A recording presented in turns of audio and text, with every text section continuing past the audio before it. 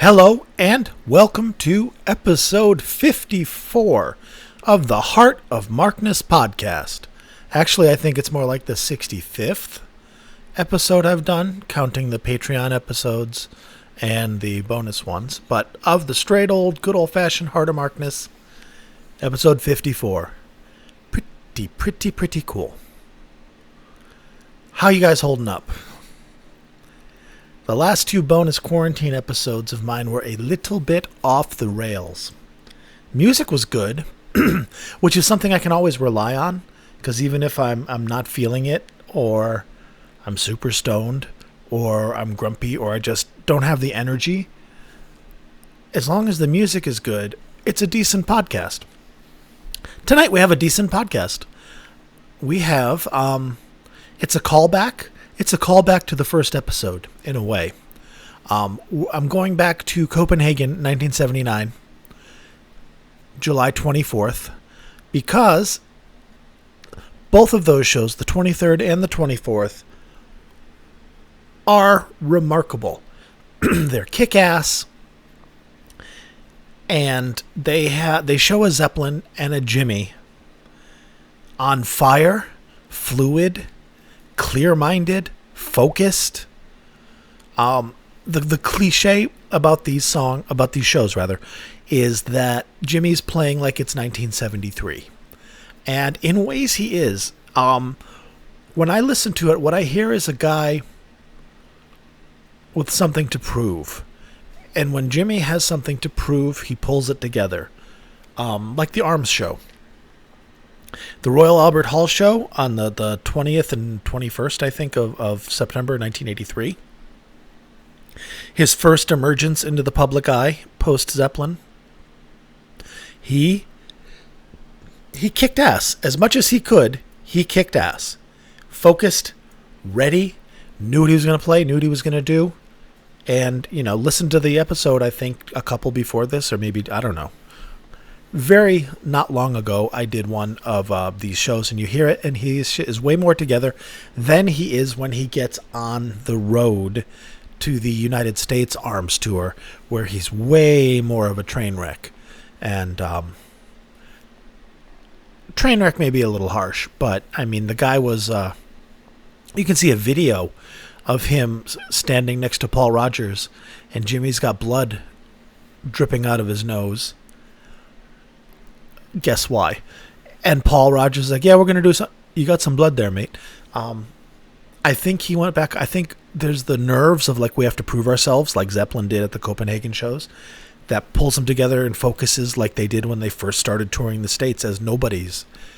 And just, take it seriously, get your shit together, train, and blow the doors off the place. And then, once you get on tour, then it kind of devolves into rock and roll lifestyle again. In any case, the year is 1979. The month is July. The date is the 24th. The country is Denmark, right? Yes, Denmark. Sorry, I'm American. My geography is lacking. Copenhagen, Denmark. Mermaids, right? Zeppelin is gearing up to play the Knebworth Festival on August 4th and then later August 11th, 1979. Giant open-air festival, hundreds of thousands of people. It's on the Led Zeppelin DVD. Jimmy wears the white pants and the blue shirt. Good stuff. But in order to get ready for that and to kind of kick the tires, aside from just rehearsing, they had a series of kind of open rehearsals, dress rehearsals, as it were, at the Falconer Theater in Copenhagen, Denmark. And I'll turn the volume down a little bit. Hot mic. There we go. That's a little better. These dates, the 23rd and the 24th of July, 79, are the first dates that Zeppelin has played publicly in exactly 2 years. That Nurses Do It Better shirt that Robert Plant wears, that's at Oakland, either the 23rd or the 24th of July, 1977. These are the last shows that Zeppelin plays before the tragic loss of Robert's son.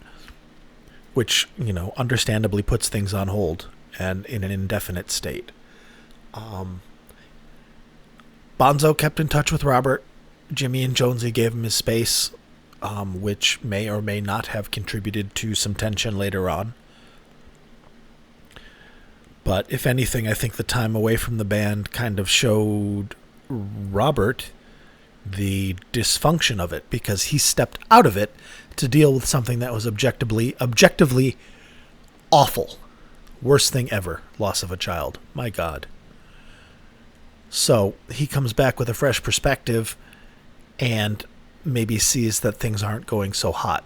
Swan Song isn't being managed or run hardly at all. And it was supposed to be the giant. I mean, they were courting John Lennon to sign, for goodness sake. But anyway, the band got together after taking a hiatus in May of 1978. Clearwell Castle, somewhere in Wales, I believe, and rehearsed some new material. They worked on Carousel Umbra, which is really great live. I mean, in the open rehearsal hall, it sounds really badass. And a song called that we, the fans, call Fire. That was never developed further as far as we can tell. Certainly never professionally released. And basically they got back together and still had the magic, and everybody was smiling at the end of it. And, Robert declared that he did not want to go on long tours anymore. And that's understandable. Because think of it, it's 1977, there's no internet. You get a call at your hotel in New Orleans, I think they were, playing the Superdome, I believe, shortly soon. But get a call, and then you have to get back to England by plane. And I think he even flew commercial. I think I think the Zeppelin pilots didn't have the certifications or something, so he had to fly like first class. Bonzo went with him, I understand, and actually just kind of held him, just hand on his knee kind of thing, like, it's all right, mate, we'll get you there. Bonzo was a solid friend, and that's magnificent. And God, why am I talking about this morbid stuff? I'm talking about this morbid stuff because it sets the stage for the relevance of the show I'm playing you. Now, the very first episode of The Heart of Markness features this show, and a much more reserved and quiet Mark. Hi, I'm Mark. This is The Heart of Markness. That was me back then. I've come into my own a little bit more, but you can listen to that first episode. There's a lot of good information there. I did lots of research. I was trying to do super Ken Burnsy, Dan Carlin level history Zeppelin podcasts at the beginning, but it takes a lot of time and a lot of research and takes forever. And those are going to be fewer and farther between and more relevant. But every week we're going to just do shows and songs because it's fun and it makes you happy. It makes me happy. Yes, that's a dog barking outside. Her name is Penelope. So this show can be listened to in tandem with the very first episode. I'm not going to overlap songs. The very first episode plays my favorite 10 Years Gone of all time. And in my opinion, the best performed version of 10 Years Gone Jimmy has ever done. And it also plays my favorite No Quarter. The nice 10-minute, tight No Quarter, played by a very fluid, clear-minded, nimble-fingered Jimmy. These shows kick ass, folks.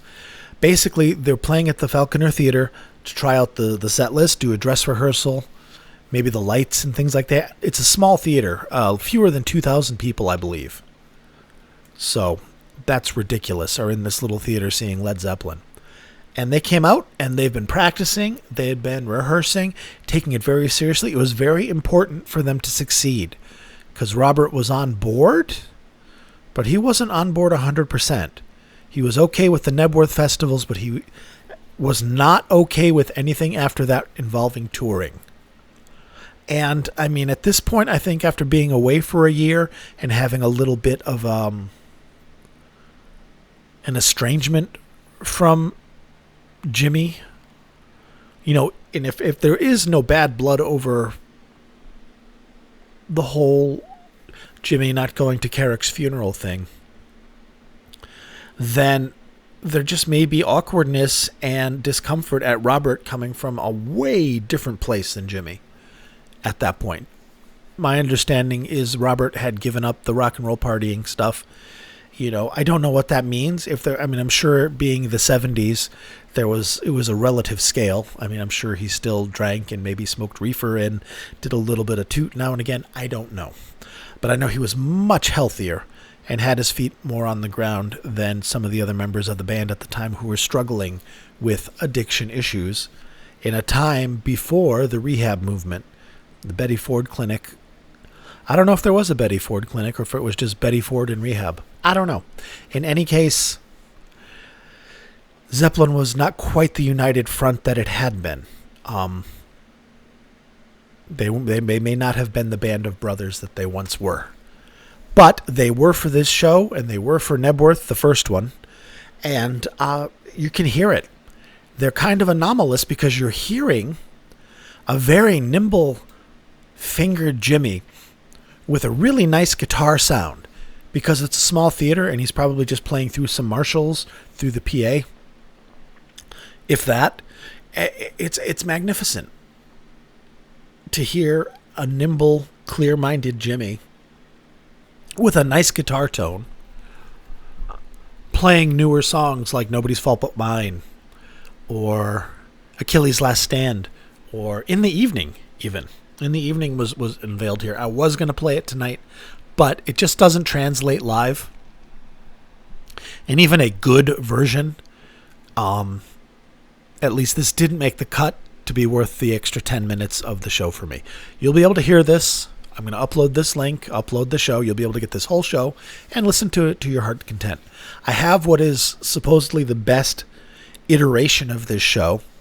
I believe there's only one source, but I think this is a master or a first gen off the master that was then remastered by somebody called Pseudonym. Clever, clever, clever. And on the forums, their name is actually Sue, S-U-E, Danim, but it's Pseudonym. Really clever. It took me like 3 years before I got that joke, because sometimes I'm not on the ball. But Zeppelin were at this show. So you have a tan, rested, and ready Led Zeppelin coming out on stage. Small theater, like local theater. Just a couple thousand people. Tops. And that is, you can hear it. You can hear it in the audience recording. The audience recording is very, very, very good. I would say maybe excellent minus. Very good plus. It's a clear recording because it is low gen. It was recorded from the balcony of the Falconer Theater. And if it's anything like, say, the Schnitz here in Portland, that's fairly, and you can hear that distance. It's a little bit farther back, but he used excellent microphones draped over the railing of the balcony to give a nice stereo spread, and he recorded onto a Ewer reel-to-reel recorder, and reel-to-reels, fantastic fidelity because they're thick and they go fast and they record a lot of information, as opposed to a cassette, which you're working with a 1/16 of an inch, per channel. The reel-to-reel has, twice that at least, I believe. It's definitely wider. It's like, I don't know. Now I'm just getting in my own head. Better quality, better fidelity. It's a better rig. I had a reel-to-reel, a Sony. I bought it at a yard sale in my teens, and knew nothing about electronics, but I knew a lot about cleaning tape heads. So went at it with the isopropyl and Q-tips and just cleaned the shit out of the heads, the path, the rollers. And boy, did it sound good. Oh my God. I loved that thing. All right, what are we going to listen to, Mark? We're 14 minutes in and you haven't played a goddamn song. You're right, and I apologize. Y'all. What I'm going to play for you, I'm not going to play 10 Years Gone and No Quarter, because we've already dealt with that. You want to hear that? Listen to episode 1 or download the show. What I am going to play are just some good old songs. I'm going to play Celebration Day because Jimmy played it with his double neck like he did on the 71 tour. Right after Song Remains the Same, which I'm not going to play. So we've got a good celebration day, and you're going to hear this because you're going to hear Jimmy playing like Jimmy Page again. And you know what I mean. There's latter day Zepp and there's early day Zepp, and graded on the curve. Jimmy has brilliant moments. No, there's none of that stuff of like Jimmy was really good for Trampled Underfoot, but lost it for the rest of the show kind of thing, like you get in the 77 and onward. No, this is top to bottom. Jimmy is fit and fine and clear-eyed and wailing. So we're going to hear a fun celebration day. July 24th, 1979, almost 41 years ago. See you in a few.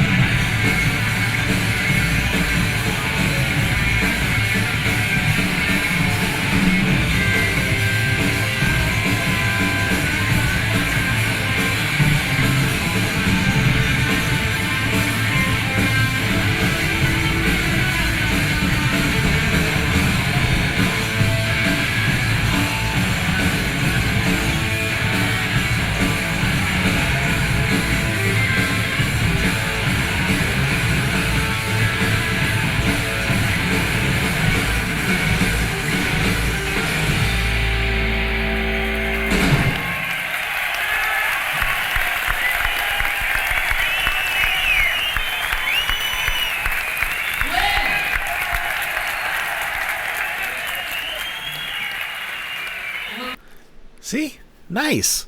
It's interesting. It's really interesting to hear the dinosaur behemoth, most powerful, popular band in the world, Led Zeppelin, playing in such a small venue. I mean, you can hear the individual people clapping, you can hear the individual people yelling, and as soon as the roar of the audience fades, like, yay! And as soon as it backs down, then you're just like, yeah! Clap, clap, clap.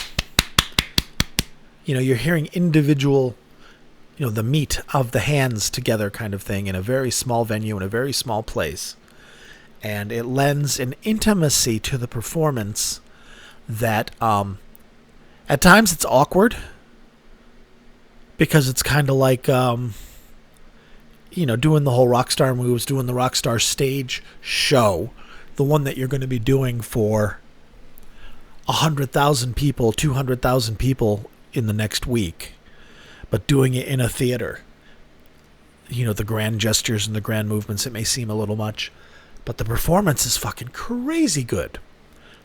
I mean, that was good old Jimmy Page. That was the Jimmy we know and love. No grading on the curve necessary. No qualifiers, like he was playing great for 77. That's like saying she looks good for her age. No, he looks good. He's playing fine. Love it. So what are we going to do next, Mark? Next, we're going to go into another old chestnut that's fun. Over the Hills and Far Away. And some people actually, bootleg folks, when they're evaluating a performance, they use Over the Hills to kind of like, well, all right, what are we getting ourselves into tonight? What kind of night are we going to have? Because sometimes Jimmy does not pull it off. Sometimes Robert doesn't pull it off. But Jimmy pulls it off tonight. And again, I like his tone. Just the Les Paul Marshall tone, not that processed 77 sound, not that brittle, thin, fragile sound of the 80 soundboards. This is a good old Gibson plugged into a Marshall, into a mic. So let's listen to it. Over the Hills and Far Away.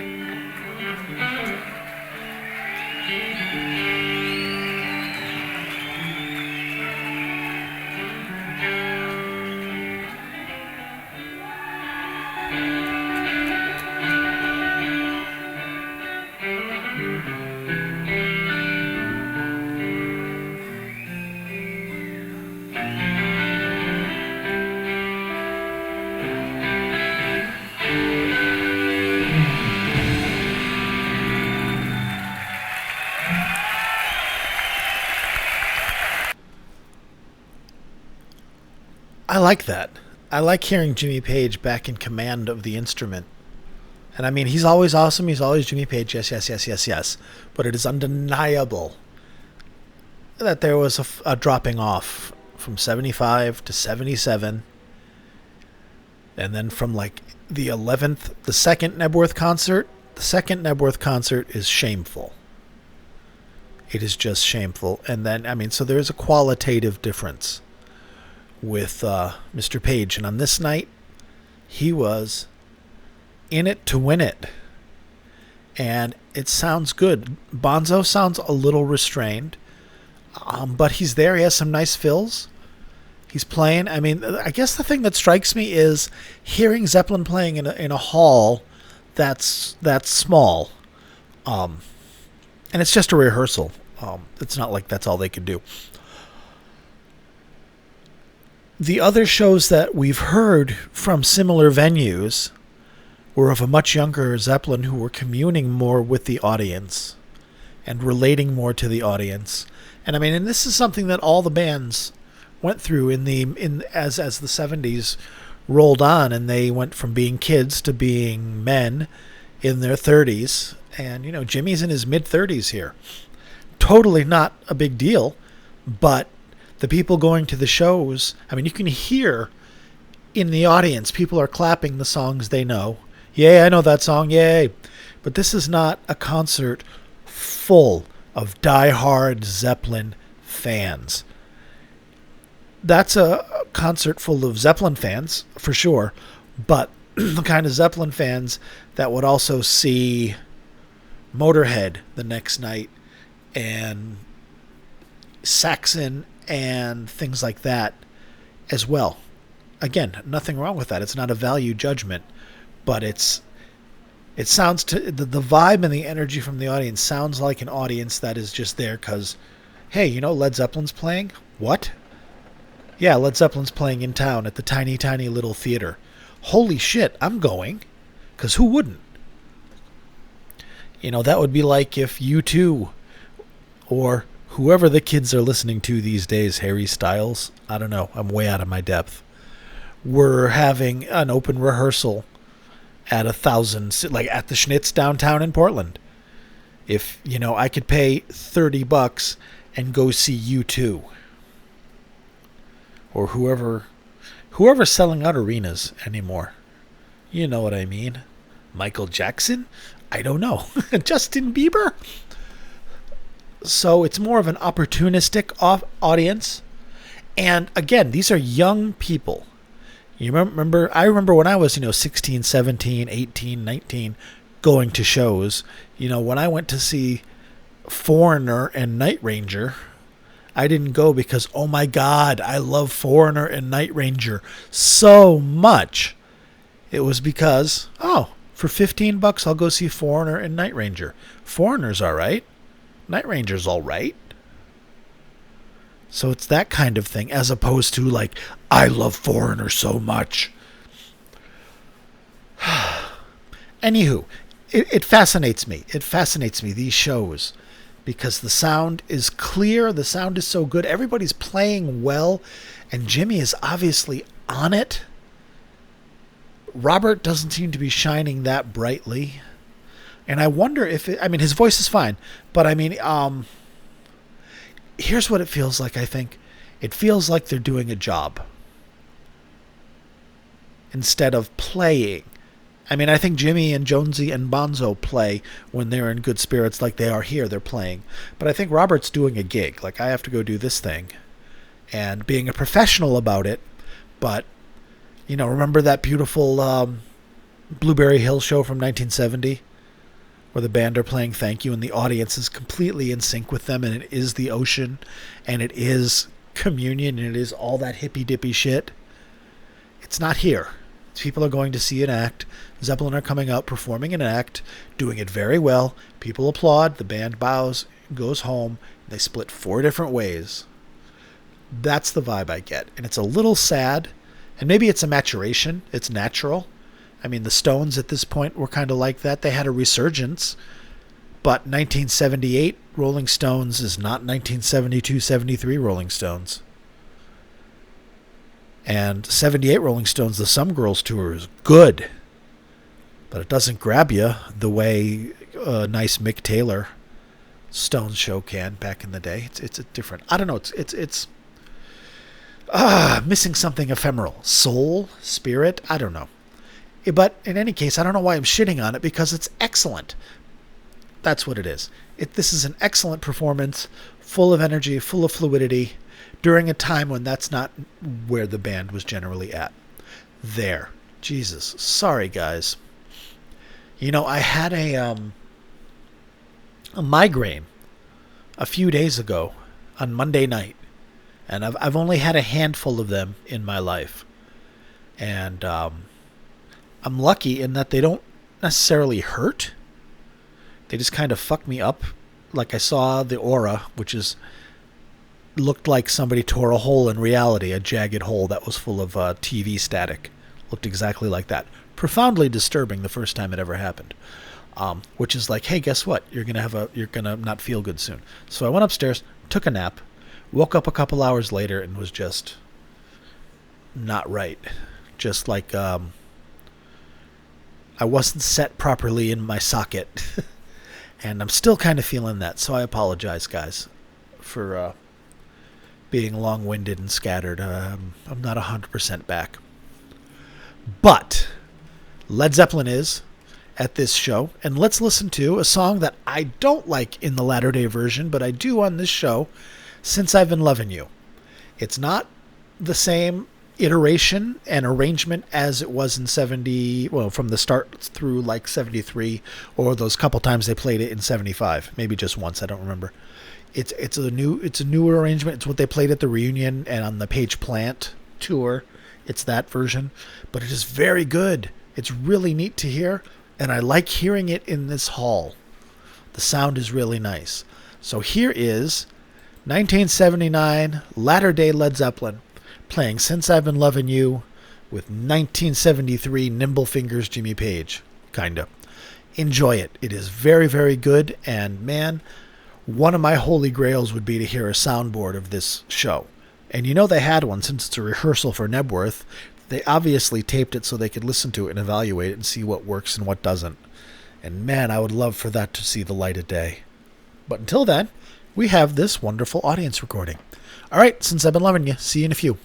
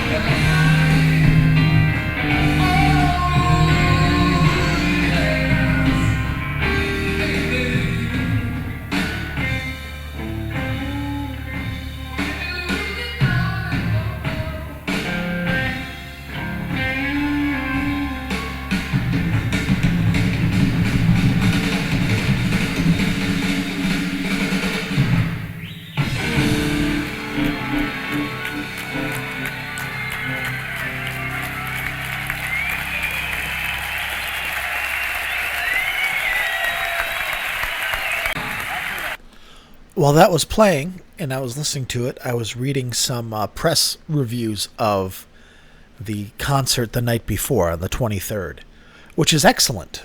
And one of these days I'll feature it.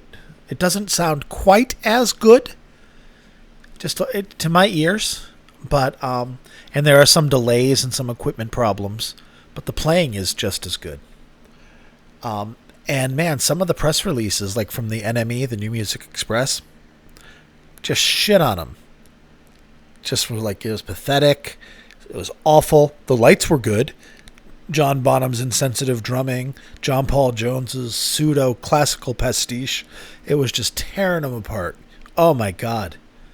That's what they were up against. The press, the British press. It wasn't cool to like Led Zeppelin and the old dinosaur bands, so you shit on them because everything was punk and new wave and silly. But that song was very, very good. What I like about it is Jimmy, he's in control. There's not many bum notes, and if there are, they're just natural, like they happen, not because he's fucked up or not paying attention. And not much noodling. Like in 1980 when they play this, a lot of times it sounds like he's just out of ideas, man. For somebody who relies so much on improvisation, when the bucket's empty, that's when you have to rely on your technical prowess and your chops and practice. And he wasn't practicing. He was Jimmy Page. So if the inspiration wasn't there, then the native ability was compromised. But that was excellent. I love Jimmy when he's going. He was excellent in control of all his bends. When he's bending the strings to go for those notes, he was dead on with nice vibrato. And when he's playing high up on the neck, those fast little they're distinct. He's pulling them off. It's not just a flurry of noise like it got to be later on, or even in '77. And that's something he was famous with, in my mind, in the Firm when he would play live. He would use I don't know if it was a chorus pedal or a flange, or maybe both, just something to muddy up. You can hear it on the Live Aid when he's playing rock and roll and stuff. There's that going on. And what it does is it just kind of blurs the music a little bit so that it sounds kind of cool and a little ethereal. But it also covers up imprecise playing. And he doesn't have to do that in this show. And it is beautiful, and I love it for that.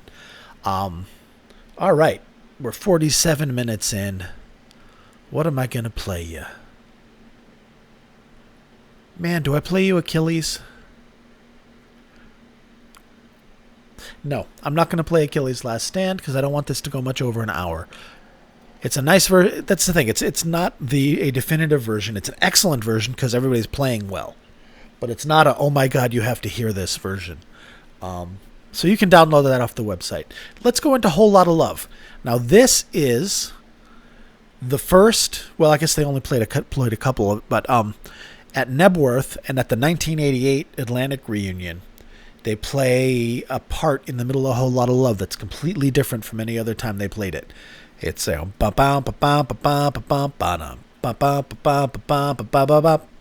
and this is the very first show where they roll that out. They didn't play a Whole Lotta Love the night before. They closed with Rock and Roll. So this is Whole Lotta Love 1979. This is kind of the Knebworth version, the warm-up, and it sounds badass. It sounds badass. I really like it. Listen to these boys go for it.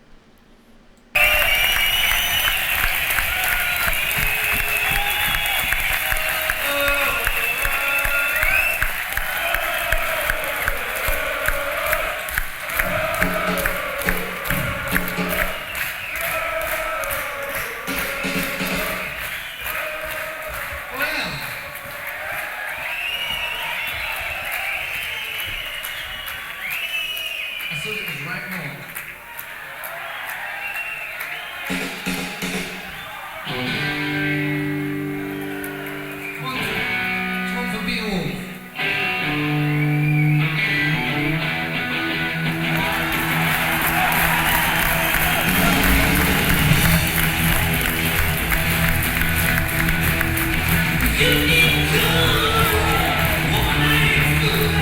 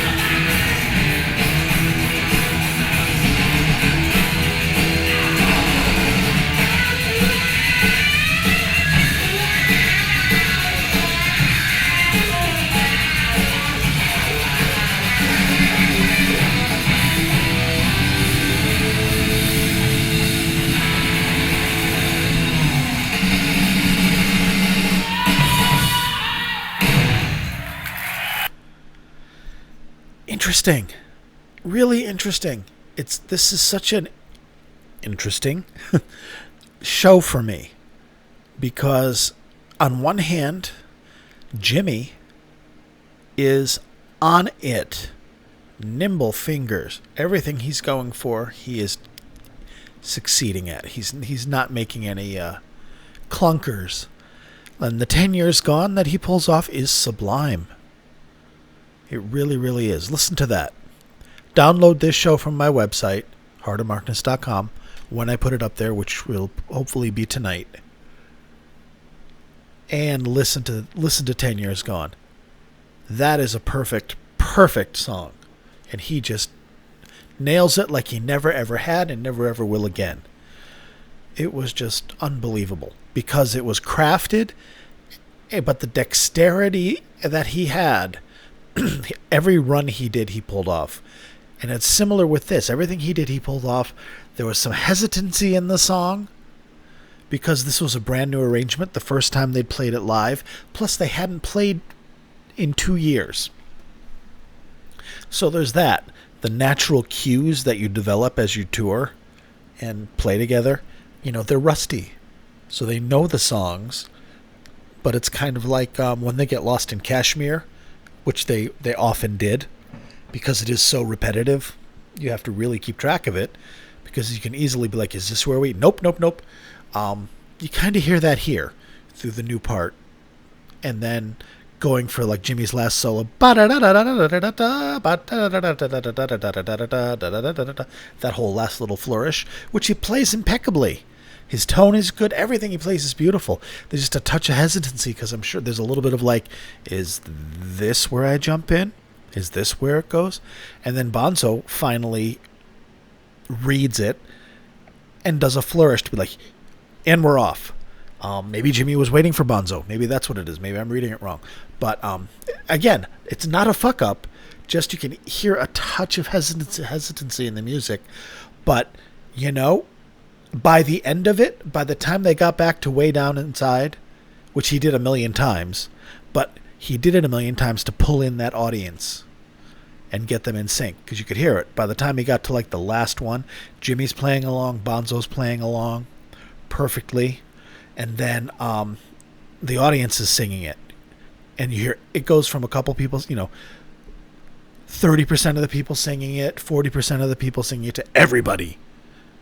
And then they go boom right back into Whole Lotta Love, and it has an extra punch. And Bonzo's playing with flourishes and energy and confidence, and Jimmy's playing with the swagger because for that last little bit of that song, they were Led Zeppelin again, all the way, like the good old days, because the audience was locked in and everybody in that place was into it, and the boys were too, and it was really, really made me really happy.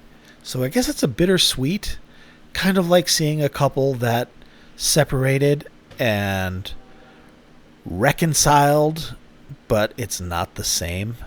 Or we're together again, but you're like, oof, this isn't going to last because that spark is gone. I don't know. Maybe I'm misreading it. Let me know. Hell of a show. Hell of a show. I highly recommend it. Especially if you like latter day Led Zeppelin, because you get top shelf Jimmy Page. Bonzo's playing well. By the latter half of the 1980 tour, Bonzo's just phoning it in. He's having a rough time. He is just keeping the time, and you can hear a little bit of that here. But I don't think it's a matter of him being just too exhausted or fucked up or whatever. I think it's just a matter of they're taking it easy. They're professionals. I mean, he is playing it for sure. But you could see, like, even the Knebworth show, he's playing it. He has whole style change. Everything was in his wrists now. It's not flailing his arms. Oh, incredible technique. All right, everybody. We just broke an hour. Thank you for listening. I hope you like this. Follow me on Twitter, Heart of Markness. Talk to me. We'll be friends. Join the Facebook group. The Heart of Markness Facebook group. There's a bunch of people there, and everybody's really nice. And if you're listening to this, that means you most likely like Led Zeppelin, or at least classic rock. So jump in there. You'll be among dozens of folks who are really nice, love Led Zeppelin, love classic rock, very knowledgeable, very generous, And it's a cool place to hang out if you're on Facebook, you know? And it's the first place that gets the posting of the podcast by like a minute, but still. And then there's heartofmarkness.com, where, as I mentioned, I post the podcasts. I post the show that the podcast is about, where applicable. Sometimes I don't do it if it's unorthodox, but this is just fine. I will put this up. You'll be able to download this complete concert, not just the songs we listen to, and listen to it to your heart's content, because it is very, very, very, very, very, very good, and it's good for your soul. So this was a neat one. Thank you for this. Thank you for listening. This is one of my favorite Zepp shows, but it is so in a league of its own. In a league of its own. It's kind of a chimera. And man, I'm glad it's out there. I'm glad it's in great quality, and I'm glad you listened to it.